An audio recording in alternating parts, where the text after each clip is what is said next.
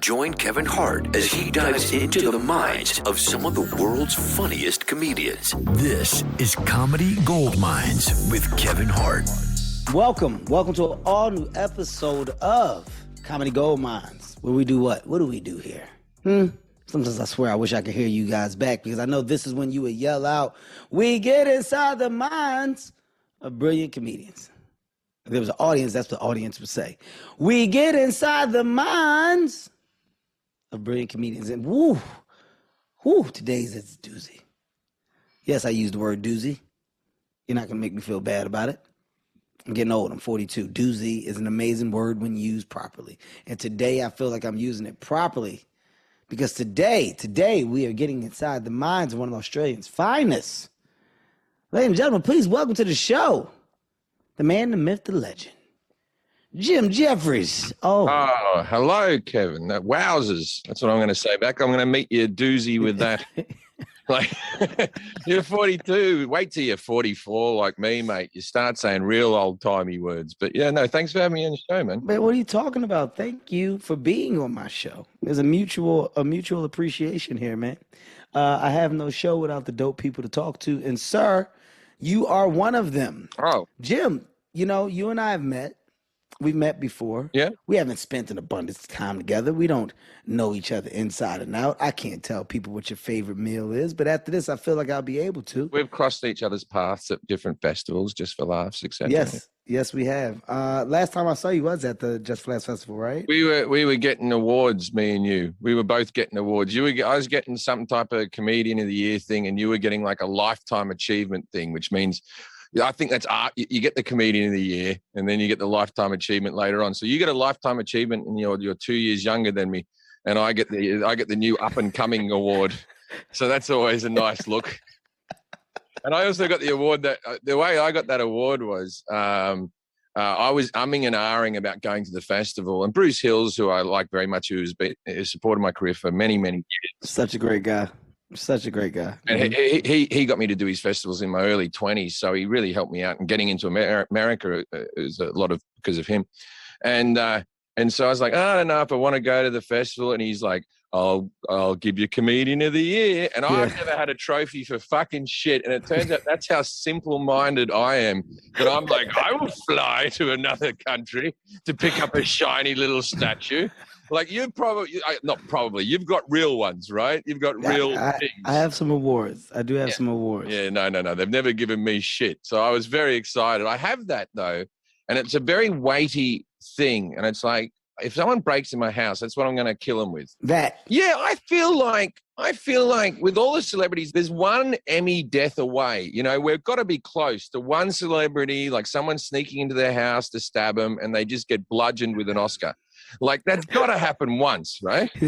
Somebody has to use it as a weapon. Yeah. They have to. Absolutely. You said that this is your first award. You said you don't get awards.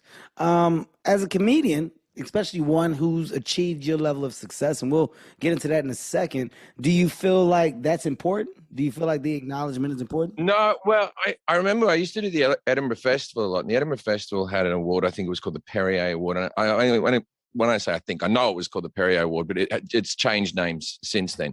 And it was basically the best act of the festival. And I remember being like 23, 24 and going to the festival and thinking, if I got that, my whole life would change, you know, if I could win that award. And I'd go up there and I'd sell really well and I'd get reviewed really well, and I would never get nominated. And then a very smart comic who I respected very much said to me, he goes, you don't want that award. He goes, if you can get a panel of 10 people to agree that you're a good comedian, you're probably not a good comedian. Wow. Right? What comedian was that? It was Andrew Maxwell. Oh, yes. Amazing comedian. So I thought when I heard, I go, yeah, you shouldn't have that many people agreeing that you're okay. By the way, how profound is that? It's so simple, but yet so profound. Because if you're a comic, you know why that makes sense. We are the most opinionated people, especially when it comes to humor, on earth. Well, I think with the old comedy, I think people have very, very exact opinions on what they like and what they don't like, even more so than music. people that like can be with their bands and they'll go, oh, but that person has a song that I like. No one ever goes, people go, I love that comedian. I hate that comedian, but he has that one joke. They write you off completely. They either love you or hate you. It's either they like you or they don't. It's not sometimes. No. It's not sometimes at all. When did you hit your stride, man? Because you mentioned earlier, you said, that's how you got over to the U.S. You were huge in Australia, for some time. You talked about your career. You were going back to, when you were in your 20s, 23, and you're talking, oh my God, when I. In Australia, when did you hit that stride where it was, okay, this is now starting to reach a level of real success for me? Like this is getting big. Well, I didn't hit it in Australia first. I moved to London on September 12th, 2001. How old were you then? It's 20 years ago because it was the anniversary of 9/11. So, yes, no, so I was 24. So I'd been doing stand-up in Australia. Math is definitely my subject. Yeah. So, okay, go ahead. But I remember because I saw the Twin Towers go down. I was the first time I was ever getting on an international flight for a big trip, and I was like a little, nervous, And so I went over to England, and things were going okay for me. I did the Edinburgh Festival, and then I kept on doing the Edinburgh Festival, and that was it was before the internet, it was before camera phones, that type of stuff. And there was no the only way to gauge if you were doing well, which I think is a better system, was how many people were buying tickets to see it, was your benchmark. And so I kept on doing the Edinburgh Festival and all that type of stuff. And then I just got to a stage, and I think 2006, where I was like, I don't have to do the clubs anymore because, in America, when you play clubs, you can play a club and there'll be a big act in the club. They'll go, this weekend we have Kevin Nealon or what, they have like a big act. A headliner. They got a big headliner coming. Where in the UK, they don't advertise a headliner. The Comedy Store just is on. It's a Friday night. Do you want to show up or not? They don't advertise the acts. They might have you on a little board out the front, but there's nothing print or any advertising. So once you decide that you're getting too big for the clubs, you go rent yourself out a little 400-seat theatre in Leicester Square or something, and you see if people will just show up to see it. Got you. So I had just gotten to that stage in 2006 where I was like, okay, well, I can... Oh, it's crazy that you say that, though, because, in America, like you said, there's a big act. There's a headlining act, and you're promoted in whatever city or state you're in. And, you use that energy from being marketed, from being promoted to say, oh, my God, I'm getting big. I'm now growing out of the stage. If they're not marketing you or promoting you, how are you gauging? How are you gauging when you're ready to take that next step in the UK? Well, the Edinburgh Festival is the way to do it, because the Edinburgh Festival, you went up and you put it's not like just for laughs where they employ you to come up there. You're booking at your own space and you're paying for your own posters and you're backing yourself. I will say this about the British system over the American system. There is more camaraderie in the UK, and the reason for that is that you're talking about amongst comedians. Amongst comedians, got it. It's not that the British people are nicer or the American people aren't. There isn't the haves and the have-nots that you have. So in an American comedy club, you'll have a headliner that might be getting $20,000 for the whole weekend, and the opening acts are literally getting $40 a show. You've been in that experience. Yes. In Britain, everyone's getting £200 for the gig, regardless, because none of you are in that breakout zone where you booked your own theatre. So we all earned £200, and so it felt like we were all sort of equal. You know what I mean? So you had your opinions on that fella's shit, or that person's good, or that person's bad, but it didn't really matter, because you weren't envious of them because they weren't earning thousands of dollars more than you. There was never, why am I not getting this and they're getting that? There was never that type of system. Absolutely. But to speak on the when I broke thing, so 2006, I just broken out of the comedy clubs and was about to my own tour, and the tour was selling okay, and it was just in little 300, 400 seat venues, like little tiny theaters around the country, community town halls and stuff. And I luckily got punched in the head, and I got punched in the head on stage in the Manchester Comedy Store by an audience member who ran up. And thank God it was before camera phones, because the only footage was the footage that I could control, because it was the surveillance footage from the comedy club. It wasn't in the era now where there would be 1,000 different angles and everyone giving their opinion and people putting up different clips. It was just someone ran on stage and punched me, and then it was just like, and tickets are on sale now. And so I was Holy shit. one of the great breaks of my life was getting punched in the head. I will say that. Now, you know, look, I've met people in this world. I've heard about the story, by the way. I've heard about the story of you getting punched in the head. It's a legendary story. So I shouldn't act as if I'm like so shocked because I know about it. I've watched TV shows in America like When Audiences Attack and all that type of stuff. And there I fucking am. My son, you know, he's 8, right? But like a couple of years ago, he was obsessed with fails. You know, they love watching people fall over. It's basically, yeah, they call fails on the computer.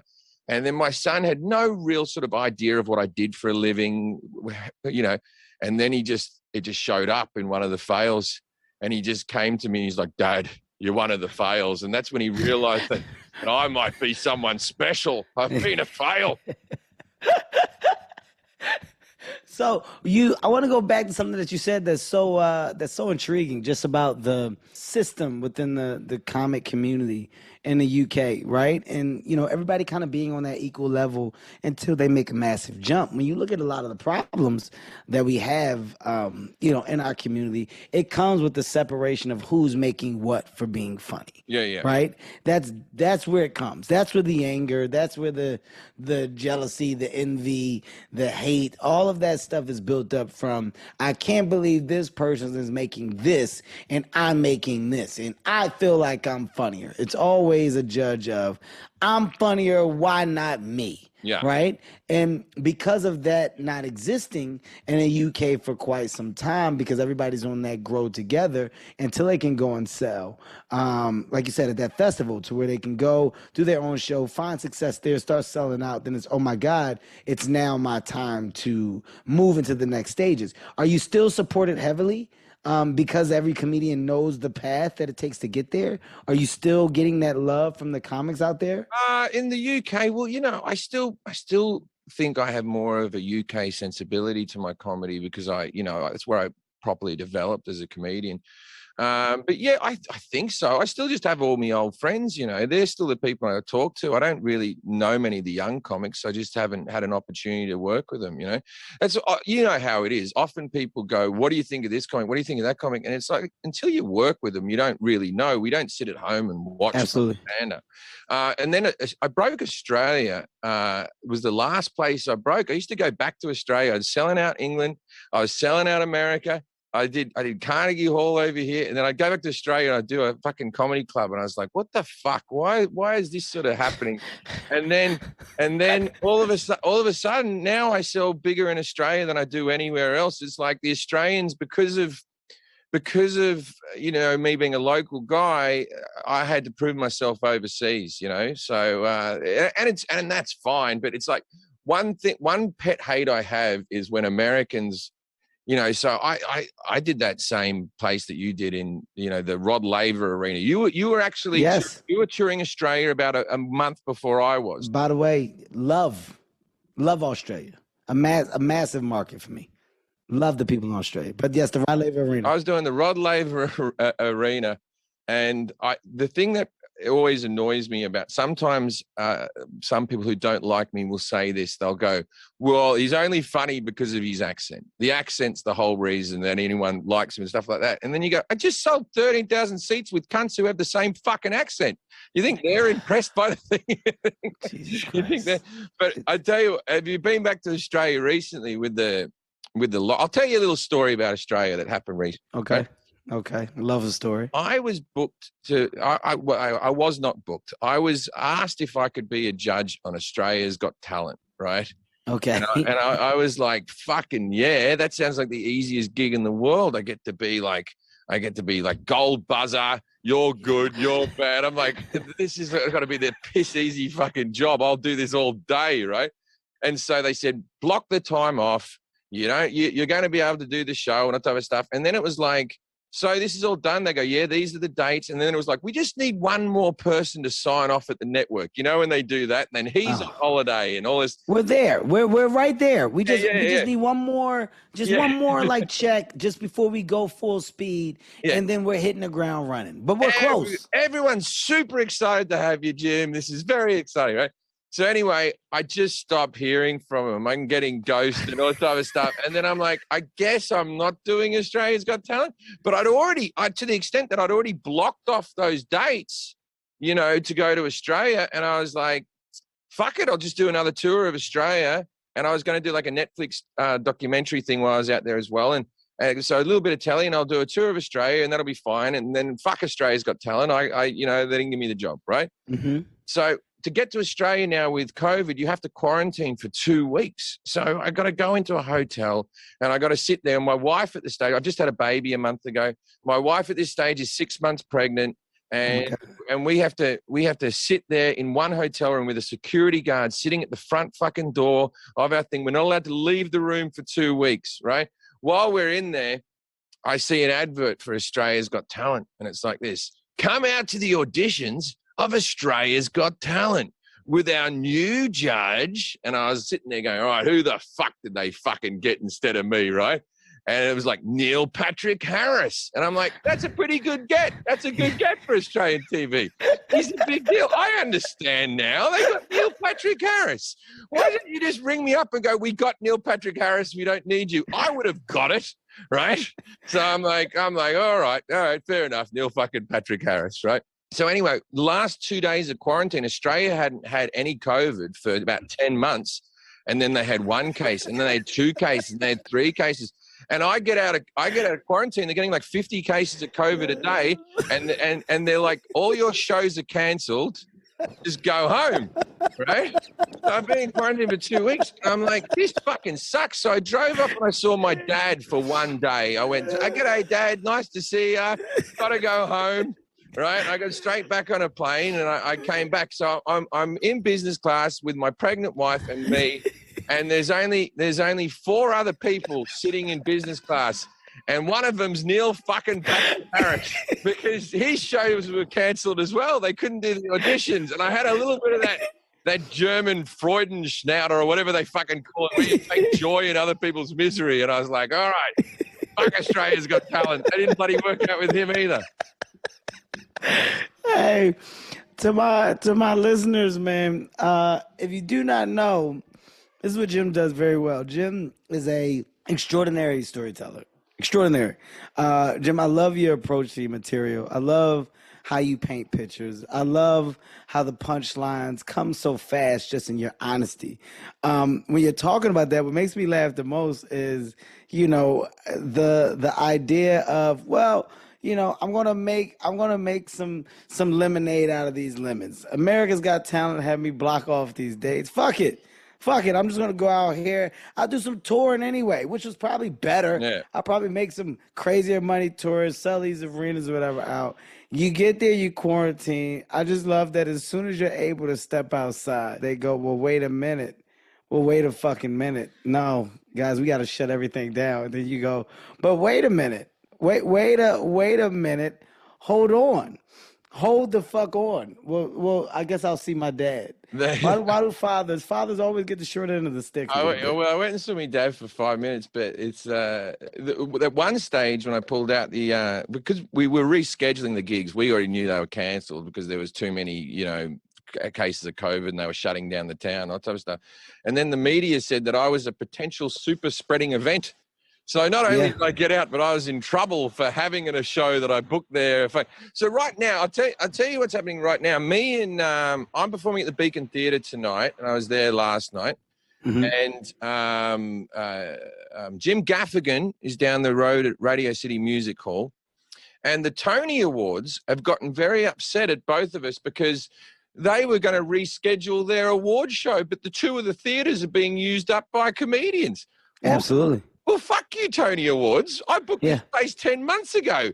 Absolutely. Don't blame me like I meant to step aside. You go. Your whole business is theatres. You know every theatre in town. You're the fucking Tony Awards. Here's the bigger thing. I mean, the bigger thing is you see the need and want for comedy. People want to laugh. People are so eager to get back and laugh and have a good time, man. I think it's a beautiful thing for comedy and the comedians, because you got to think, man, you know, our craft got hit extremely hard. We are a live atmosphere craft. You know, our business is all based on people and their ability to come out and have a good time. And it's almost 2 years that would be going on that was shut down. So I love that every comedian is back out right now. There's so many tours going on right now. Everybody's tour get announced at the same time, and every comedian, I would gamble to say, is coming out and saying the same line. They're all saying it's good to be back, and the audience are cheering. Absolutely. Right? Everyone's starting off with the same thing, and people they're so excited. You say to them, you go, I haven't done stand up in 2 years, and they're so excited and so happy to see you. And I think they took us for granted and we took them for granted, because when you're separated from them, all of a sudden you go, I miss those Absolutely. people who used to come and see Absolutely. I mean, how did you go about working on material, through the pandemic? I went around to the clubs and I around LA, and I did some material here and there. And then there's some bits that I just went into, blind last night. I had a couple of routines about me dad and stuff like that I just said to the audience, I said, look, this is brand new. I hope it works out. If it doesn't, sometimes I just do that. And I always a lot of people say, how do you try out new material? And for the most part, I do it on the road, because there's a thing in LA that you'll remember this when you were a newer comic, right? You remember this. Then people go, hey, come down to my club and do a spot. It's a great place to try out new stuff. That's a way of saying we're not going to pay you, which is and I'm fine with that. But the idea of it's a great place to try out new material, no, it's not. There might be an agent or someone important in the audience. It's a terrible place to try out new material. I'm not doing that where important people might be. I try out new material in between my good material when I'm in Kansas. You can buffer it. Yeah, you can hide it. You can buffer it. And sometimes I just even say to them, I'm doing a new bit. And then I go, there's a real good bit afterwards. Thank you for your patience. Yeah, just give me a second. Let me throw this bogey in here real quick, and let's see what happens. And also, there's certain jokes that if you try it out, that there's certain jokes that are just for your fan base. They might have callbacks to things from previous jokes, or they have to sort of know something going on with your life, or, maybe the relationship you have with your parents or whatever. And so if you do that in a comedy club, it doesn't quite work out as well. Well, I love what you just said, because your audience grows with you, right? And through the years of your success and specials that you've done, your audience is familiar with your life. So as you've grown, they've grown. As we've been through our life obstacles, they're aware. So when you talk about your growth from, or your moments of going back to, they're right there with you every step of the way. And I think that's the best part about growing in this space. That's the best part about evolving in comedy. Do you ever feel old when you meet like a 22-year-old who's like, I've been watching you since I was like 10. And then you're like, you're a fucking adult, man. Don't say that. Yeah. What hit me the other day? I'm going to tell you what hit me the other day, what I'm going through right now, Jim. I'm envious of the energy of the younger comic. Right. I'm envious of that aggressive, raw approach to the craft, right? Like they have so much that they can talk about. They got so many different directions. It's edgy, it's fun, it's real, it's new, because it's all about the new eyesight to life now, right? There's something very exciting about being on the way up as well. It's so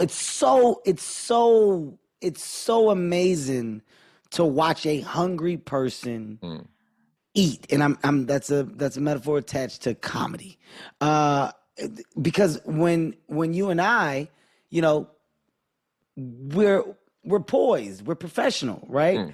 But we've talked about it all. We've talked about it. We've been through the craziness. So now, when you're talking about the other side of life, when you're talking about the growth, well, we're now redefining ways for us to be funny, because, we got to make you understand we're not the old versions of our crazy self that we once were. Well, no, I can't talk about drugs and prostitutes anymore, because I don't take drugs or have. You don't do it anymore. So You don't do it anymore. I have a wife and a baby, so my life's a bit different. You know what I mean? So you got to talk about that stuff, and you hope your audience are now at sort of the same place you are, or they can see what you're doing through a different lens. But it's yeah. Also, I'm not as angry as I used to be. I used to be a very angry young comedian as well. Why do you think that was? There's just something, what's the point? It's like I'm an atheist, right? And so some of my early work was very influenced by like George Carlin or Bill Hicks or whatever. Like it was like, I got to talk about atheism. I got to tell people where it's at and all that type of stuff.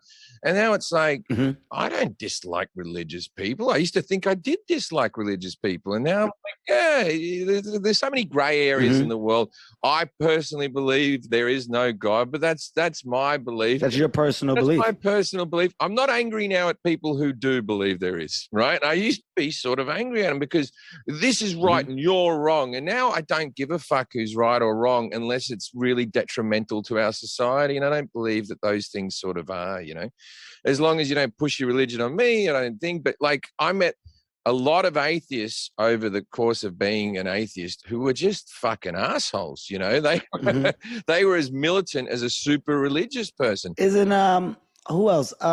Ricky Gervais. Isn't Ricky Gervais an atheist as well? He's an atheist. Yes, an atheist as well. Yeah, he's an atheist, and I started doing a couple of like atheist conventions, and it was the first time I ever got like sort of performing at atheist convention. Yeah. I was getting like corporate money, and I was like, it was the most money I ever got paid. How big? How big? Like 5,000-6,000 people at the gigs. They were big gigs. At that stage, I wasn't doing gigs anywhere near that size. They were like big auditorium type of things.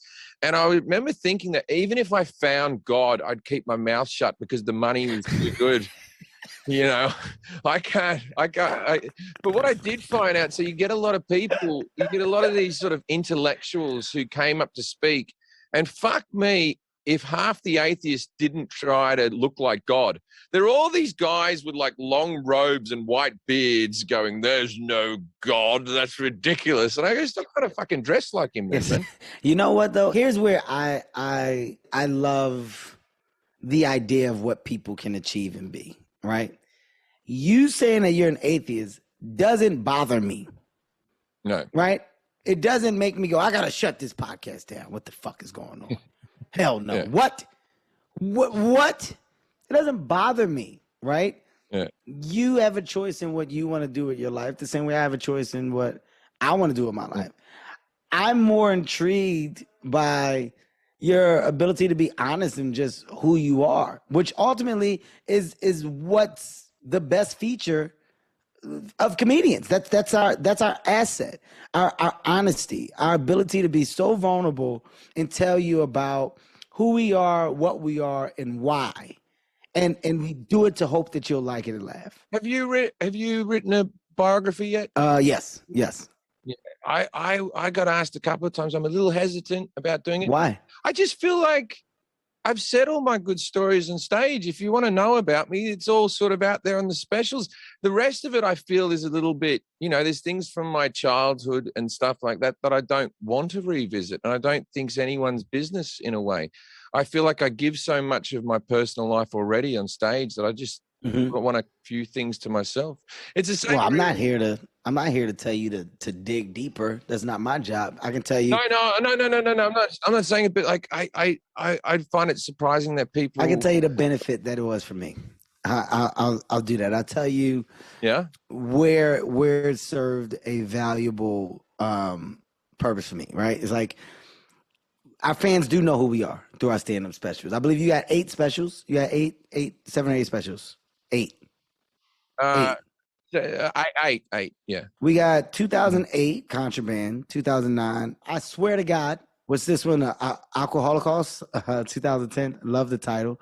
2012, Fully Functional. 2014, Bear. 2016, Freedom. By the way, your fucking titles are brilliant. 2018, This Is Me Now. 2020, Intolerant. That's a lot of fucking specials. Is that 8? Or is that 7? That's a lot of fucking specials, man. I'm at 7.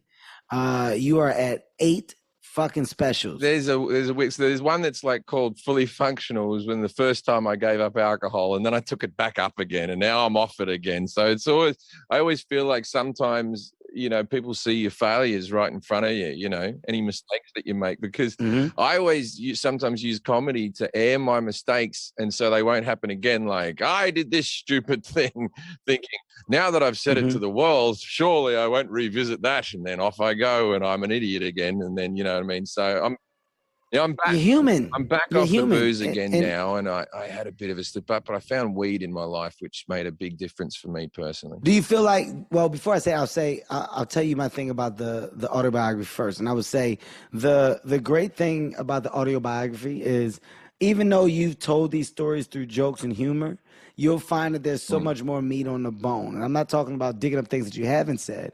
I'm talking about the things that you have, right? Because we're telling the joke and the punchline, but the foundation of where it's really come from, or that whole world around it, you'll find a lot more depth in just words, right? Words that I'm able to put out there. So what people got from my book is, wow, we thought we knew you, but we learned so much more.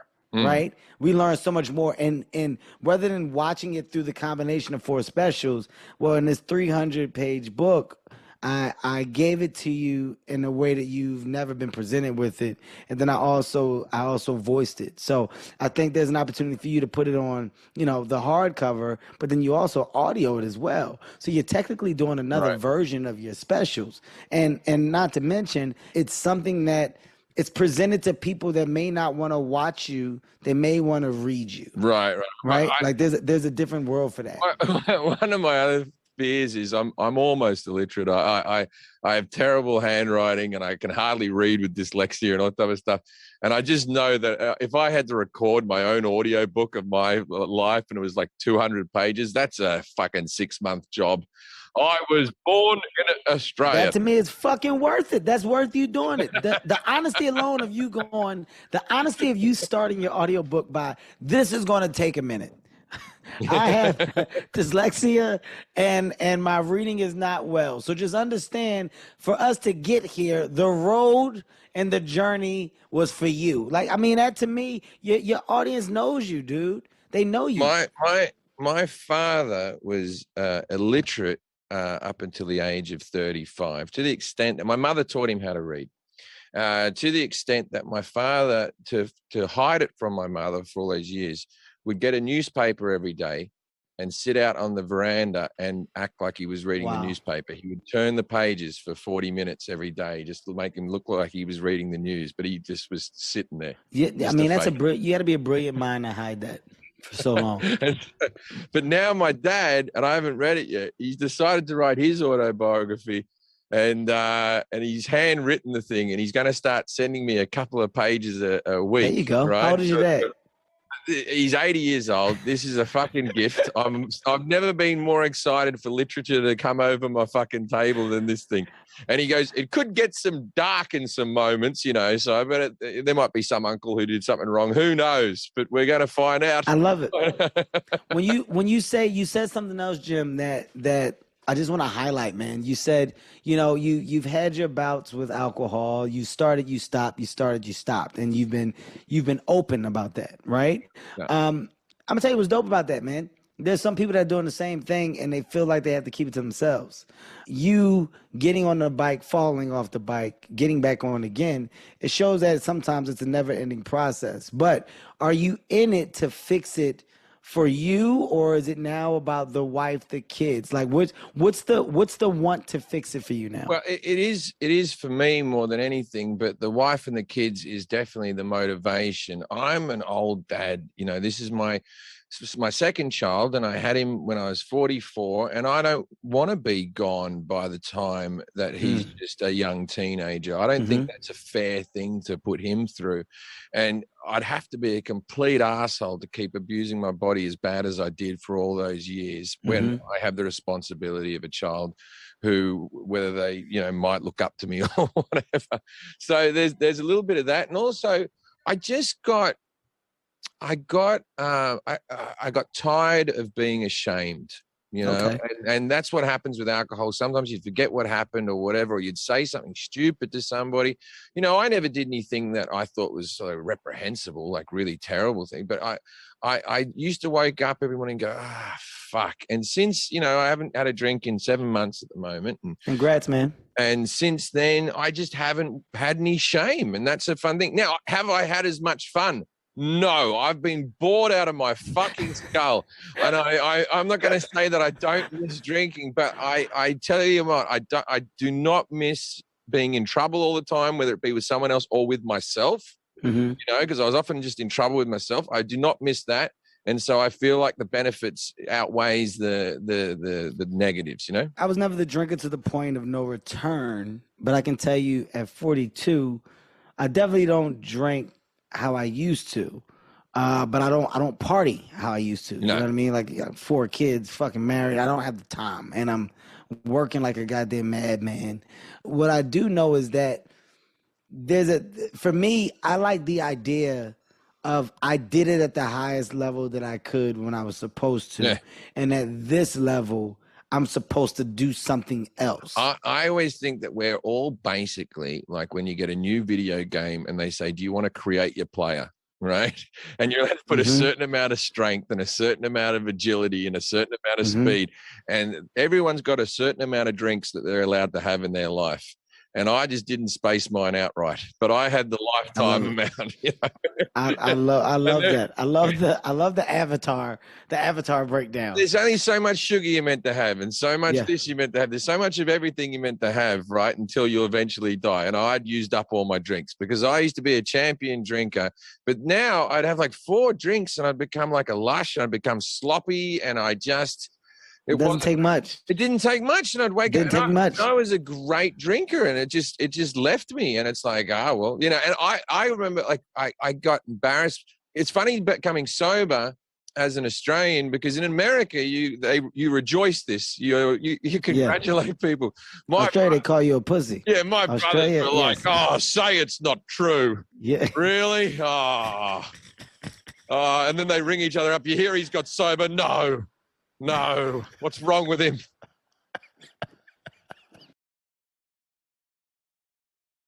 When you talk about now and you talk about your craft, do you see a difference in your craft since the sobriety, or when you had your ups and downs? Okay, I'll tell you this about being drunk on stage.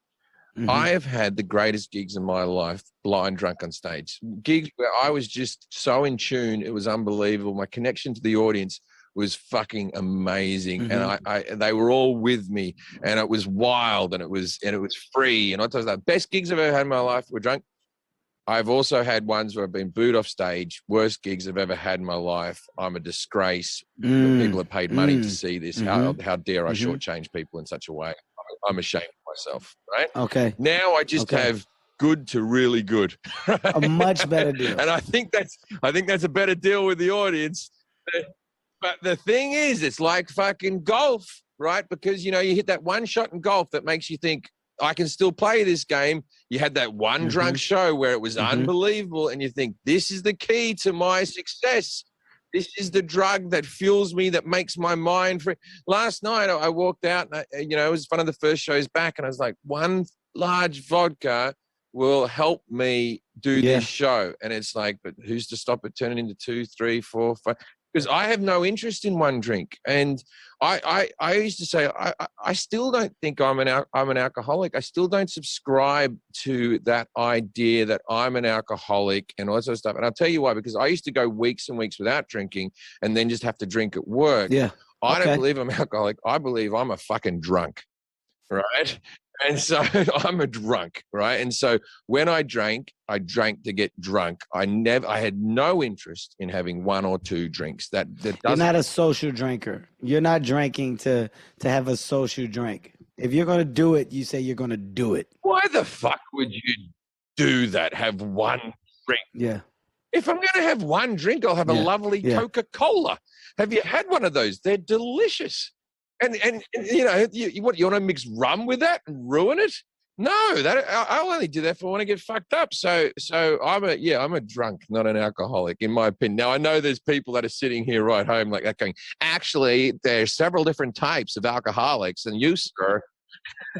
They can't do or say that because self-awareness is the best awareness, and you're not running away from the idea of a problem. You're not running away from the idea of something that you know that you shouldn't do. You're invested in that. You're saying that, you know, my problem is I don't do it halfway. There is no like there's no breaking point. Right. And that's, to me, that's dope as fuck to understand. That's dope as fuck to just say, I know that concept, which is why I'm going to stay away from it. And there's no better atmosphere than the one of entertainment to do that full fucking speed. Because when you're on the road, right, you're on the road, well, you're in these environments that are fucking intimate. Some of them are massive after shows, you know, before shows. You're in nothing but people to people and fucking party like atmosphere. That's what comedians do. Yeah. Also, the people you're meeting afterwards, when you're young and you're trying to meet girls or whatever, they're drunk as well. You got to be on the same page as everybody else who's around you. It's sort of weird, but I'm not at that sort of stage. I always talk to guys I grew up with in Australia who sort of like, how's the drinking going? And you're just like, I know these blokes. They would be worse than me if their job was when they showed up to work, there was a bottle of vodka in the dressing room every single time. And then after they finished work, everyone wanted to buy them a shot. And so it's like, there, but for the grace of God, I'm telling you, like, it's not that easy to ignore that. And you want to have fun. You finish work at fucking 10:30 at night. You want to wind down, and you're in a town that you don't know. There's nothing more boring in the fucking world than just doing a wank in a hotel room. No, you're meeting people. You're meeting people. I mean, you're truly signing up for the new. And you said something very interesting. You said, look, when you get there, there's a bottle of what I like there. When I'm done, everybody that saw me, I provided a good time for them. If I decide to interact with them after, they want to have a good time back with me. Now, that good time can come in so many different ways. That good time can come from so many different, fucking ideas. It can be, hey, you want to smoke some weed? Hey, man, you do cocaine, you do whatever. All of these people are there. Hey, you want to fuck, you want to have sex. Yeah. Like, it's all there. It's the pick of the litter for what we do when we're done doing what we do. So, and it was a lot more fun before everyone could take photos of you doing it. But I mean, shit. Fame back in the day was a lot more fun. Fame back in the day was there is no world. There's no world for that. I run from a fucking green room. There's no world where I ever fuck Kev. You going to the green? Absolutely not. Kev, you going to VIP? Fuck you. Absolutely not. Hey man, after this, we got some people, man. It's like a nice group of people down in the room. They all went, absolutely fucking not. Yeah, people with their phones. You think you're safe. You'll just be telling a story. You'll tell a story and someone will bring their phone out. You go, I'm just telling this story. I'm trying to be cool now and tell this story. Listen, I can tell a story, and my wife can't get mad. My wife is actually right here. This is back in the day when I was younger, and one of the craziest things when you were a comic is after the show, after the fucking show, it's like, there's these people, men, women, groups of people, and you say, yo, what is there to do in this town? Yeah. What is the to-go spot? Oh, tonight. Well, tonight everybody goes to such and such. And you know what? All right, I'm going to go. Y'all want to go? Yeah, you go. And you end up going to this place, and it's a group of people that you don't know. You had the best fucking time ever. The best time, and you attach those times to every fucking city you were in. Yeah. I remember that when I was 22 to fucking 28, 27. Like that run of freedom, that run of, oh my God, we're in this state, this city. And then it grew to being out the country. Like that's how you got the best of these environments. That's how you got to know and see the cities, states, countries. Like it all went hand in hand. So, as we grow up, we're only able to make these decisions that we're making now and be poised and polished because we know about the other side. Yeah. We know. One of the last times I went out was because strangely enough, strip clubs are the place where no one has their cameras out. They're actually one of the safer places to go out, ironically. But I never go to strip clubs or anything like that. I'd sort of gotten to the stage where I was drinking a bit too much. This is a few years ago. I was drinking too much. Every time I went out, there was terrible photos of me with people where I look all glassed-eyed, and I was like, and so a guy comes up to me at the meet and greet afterwards, and he's like this, I own the strip club, right? If you come down, we'll give you and your friends your own room. You can have drinks there, all that type of stuff. You won't be bothered. No one has cameras. I'm like, that sounds like an ideal night, right? So we go down with the bloke. He walks us into his strip club like that. And then the DJ goes, Jim Jefferies is in the house. And I'm like, all right, well, that fucking ruined that. Now I got to bloody go home. Jesus Christ. Jesus Christ. It's today's time. It's today's time, Jim. Look, you have to say that you did it when you were supposed to. And I think in hearing you talk on this podcast, man, you've never not been an open book. But you said one thing that stood out to me, and that's about your health, your wellness, and you want to be around. At this point, you survived it. It's like the drug dealers. You ever hear a drug dealer, hear about a drug dealer that's had this crazy success selling drugs, and he has everything. He bought it all. He's got the houses, he's got the cars, and he's still selling the drugs. And you go, why don't you stop? Like, if you got all this, eventually you're going to get caught. So why don't you stop? If you did this and you got here, why don't you just walk away from it now?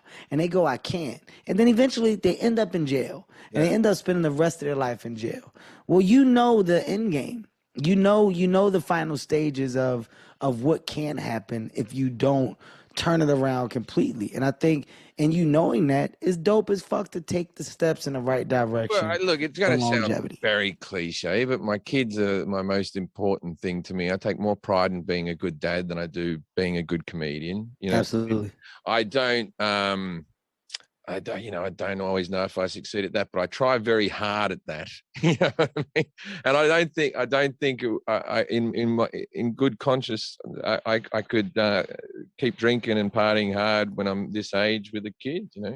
Like, you got 4 kids, right? 4. I got a 4 bag. Why haven't you had the snip? You're not going to have the snip? I'm going to have it. What do you mean? Only reason why I haven't had it yet is because I'm fucking shooting, and they say you need 2 to 3 days on with your balls on ice. Oh, I'm having it soon, right? I'm doing it very soon. I've had one child with 2 different women, and that's enough for me. I've told them they're both, 2 brothers, and I said, I'm getting the snip. My dad hasn't got the snip, and because this is his actual words, he said to me, he goes, you don't want to do that because not some women, not all women, but a lot of women, they like to see the cum.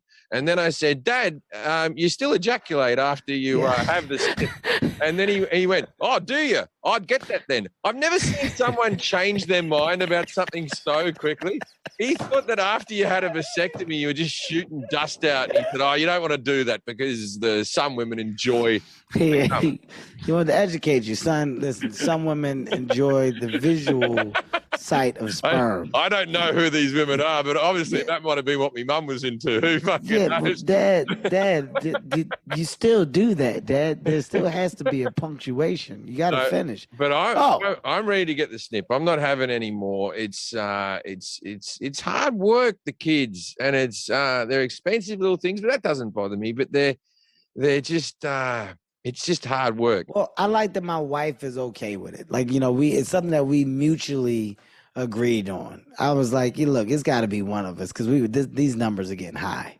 We're getting high. The household is loud. I mean, it's bigger. It's everything, but the numbers are just getting high. So let's just have a discussion. And I was like, here's what I want to do. She was like, yes, please.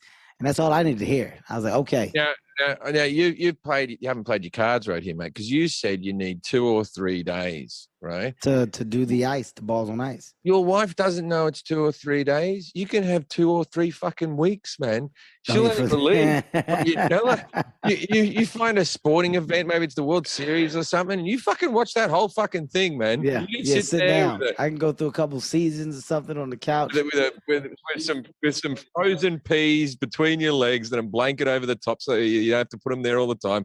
And you just watch telly for 3 weeks, man. I am turning into a little old man. You know, I'm shooting a movie now, and I found out I think is it separated my ribs doing some stunts. So I just thought my side was hurting. Turns out I had some separated ribs all this time, Jim.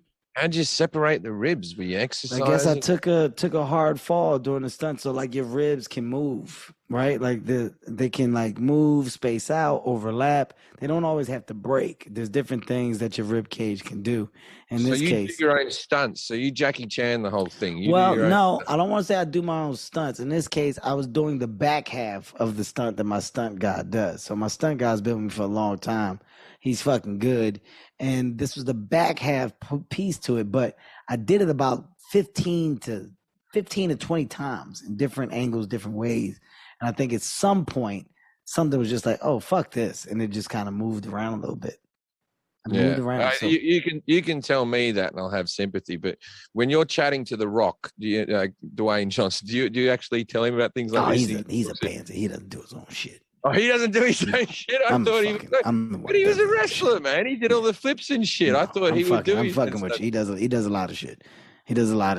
He's getting old too, but we getting fucking old. Bodies can't do that shit no more. Same way you talk about drinking. Same way you talk about all that. Like you can't. Even a traveling. Like think about us with touring now. Like, do you take a deep breath now when you're like, all right, 20 dates coming up? Is it the same level of excitement? Well, what I do is I used to do every weekend, and then once I broke up with my ex, who's the mother of my son, I wanted to have him every second week. So I moved my life into I perform every second week, and every second week I have my kid, and I don't travel when I've got my kid. And then the next week I do TV or whatever, but I won't do that. So that actually made my life a lot easier. You know? I like it. Yeah, every second week. And then but I do look at, you know, I've always said I do not get paid to tell jokes. I would tell jokes for free. I love it. I get paid to get on airplanes and stay in hotel rooms. That's why I get paid. I will say this, man. I'm a fan of your body of work. I love the separation in space and consistency that you have put between your specials. Do you have a number before we close out? I want to know if you have a number. You mentioned George Carlin, and you mentioned that, you know, he's somebody that you admire. Oh, I have an exact number. Yeah. What is the number? One more. One more to Carlin, or one more for you? One more special is all I need. So that'll be 9. And 9. 10 would be a good number, but I've decided I'm going to do one more. I'm booked in to do one more when I'm ready to do it. And I just don't. I just don't want to repeat myself or to get, you know, because this is the thing, right? So nobody loves the Beatles more than me, but I haven't listened to the last 15 Paul McCartney albums. I just stopped. I fucking love the guy. He meant so much to me. He means so much to me. But I'm not listening. Billy Joel stopped recording after The River of Dreams, and he goes sells Madison Square Garden out because they wouldn't play his new songs. And so every time I bring out a special, I feel like sometimes I go, this is my best work, and it doesn't get watched as much as my old ones. And I just sort of think, I don't want them to diminish into a stage where you're just like doing it for the sake of doing it. I want my specials to be special. And if they're not special anymore, I'll just call it a day. And I think 9's a good number. Anyone who wants to see what I did, they can go watch those 9. That'll be, you know, some of them are an hour 20. That'll be basically 10 hours of fucking stand-up comedy that you 10 fucking hours. So go watch that. You might like it. You might hate it, whatever. But it's not like you're going to look at my career after doing one more like he had so much more to give. I'll put my energy into something else, I think, after that. You know, I'll still do stand up at one more special. You couldn't be more spot on. I think, you know, it's just tough because at this stage for us, we're you're just getting compared to your older self. I mean, to your younger self, right? Like Yeah. it's hard for people to watch you grow and support the thing that you've grown into when they're familiar with what you once were and the laughs and craziness that came with that. So as we get to this place, like you're talking about 9, I'm like, I got one more. I don't know if I get to 9. I don't know if I get to 10. Like, and then at one point, it was trying to have 10 as a body of work. But I don't want to be jaded with the craft. I Yeah. don't want to get to a point to where I'm like, I'm not having fun, right? And I think when you try to force it, you start to blur that line. And I don't want to do that. I promise my fan base this. I will never bring out anything that I haven't put all my heart and soul into. I love that. And I feel like if I kept going after this next one, maybe that would be the case. I love that. I'd be bringing out things for the sake of it. And I wouldn't want to do that. I love that. And I'm right there with you, man. I mean, which is why it's even taking me so long to get on stage now. I went up like 2 weekends ago just to get up, just to see what I could find. Because I said, I need to just get around comedy and find the energy in it again. Like, let me find the good, that spark. And I found other things to give me that spark. For example, this podcast gives me a spark of interest, talking to people that share passion for what I love, for what I do. This is a spark, a creative spark. I need to get that thing back again for that before I go back out and doing that. So, in getting on stage a couple weeks ago, it felt good to feel the energy of talking about something new. I went through a sort of a darker, not a dark stage, but I went through a stage in quarantine and COVID where a lot of comedians were like, I got to get back out there. I got to get back on stage. I missed the stage. And you know what? I hadn't stopped moving for 20 something, for 23 something years of doing stand-up, maybe 24 years I've been doing stand-up, and I'd been out there every weekend and all that type of stuff, or doing a TV. I had not stopped. I'd never gone in 24 years. I'd never gone more than 2 weeks without doing stand-up comedy.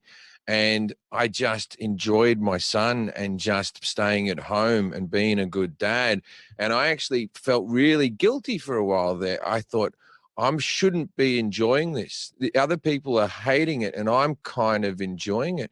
And then I thought, maybe this is where I should be at my life. Maybe I should just be home a bit more.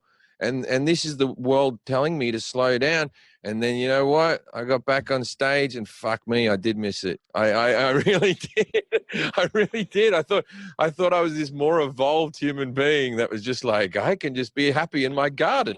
You needed a reset. Yeah, but you needed a reset. It might have been the best thing to ever happen to me for stand-up, because I'd stopped appreciating it.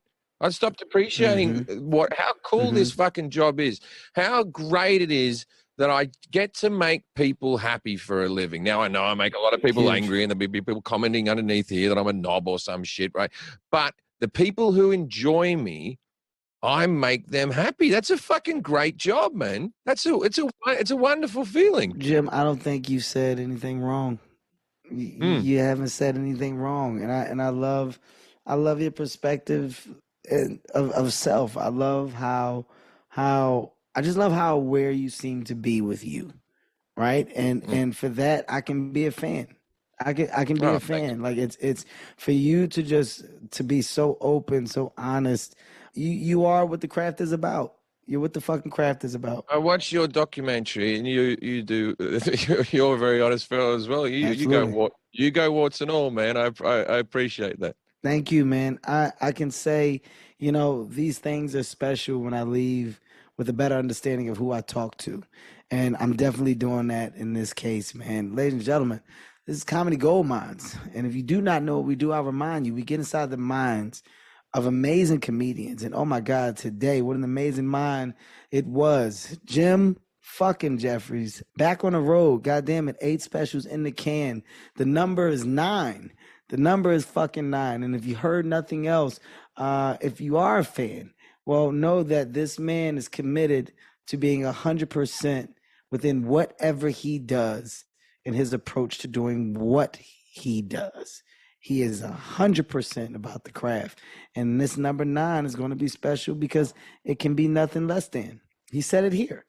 Can I give a quick little plug of my podcast, which also yes, please. I got a podcast called Jim Jefferies. I don't know about that, and it's a pretty simple podcast. Is what we do is we bring specialists on, professors or whatever, and we can talk about anything from the universe to fucking cheese. And I don't know who the guest is going to be, and then I say everything I know about the topic, and then the professor corrects me.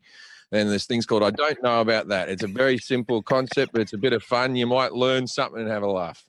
I love it. I love it. Fucking Jim Jefferies, Comedy Gold Mines. Guys, there is no show without you, and I want to thank you.